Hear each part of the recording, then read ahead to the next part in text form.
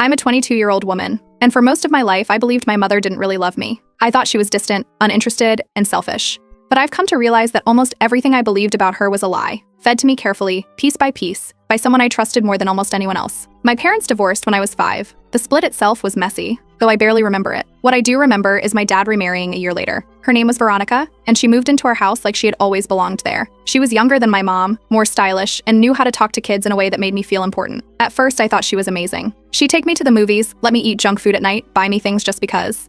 She laughed at my jokes and let me skip bedtime for game nights. I told my mom about the fun things I did at my dad's house, and she'd just give me a tired smile. Slowly, Veronica started slipping in little comments. She never spoke badly about my mom directly, at least not at first. She'd say things like, "Your mom's a little uptight, isn't she?" Or "She probably called because she's feeling guilty." When my mom would call to talk to me, Veronica would sometimes whisper, "You don't have to talk if you don't feel like it," or she'd roll her eyes in front of me. I started answering with shorter replies. Sometimes I didn't answer at all. My dad never stopped this. If anything, he played along in his own way. If my mom asked for an extra day to see me, he'd say it wasn't a good time. He never yelled or said anything cruel, but he never corrected Veronica either. And that made it easy for me to start believing that maybe they were right. Maybe my mom really was the problem. When I was 8, we moved houses. Veronica said it was for better schools, but I never saw much difference. I only realized years later that my mom never had the new address. I stopped getting birthday cards from her. I assumed she just didn't care enough to send them anymore. Veronica said things like she probably forgot again, with a little sigh. I believed her. As I got older, Veronica's stories about my mom became darker. She told me my mom barely showed up for court during the custody battle,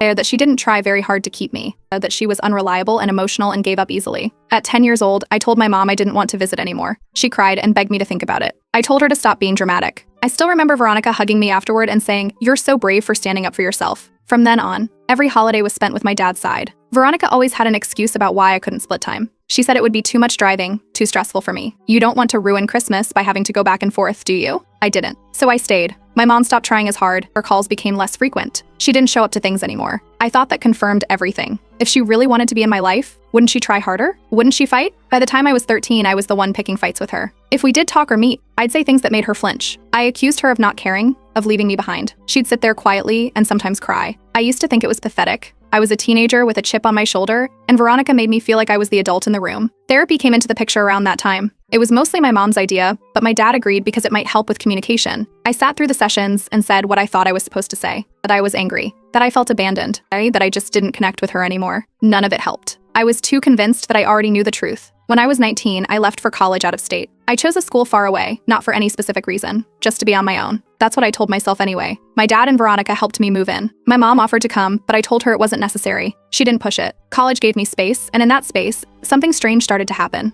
I met people who had complicated families too, but they told different kinds of stories.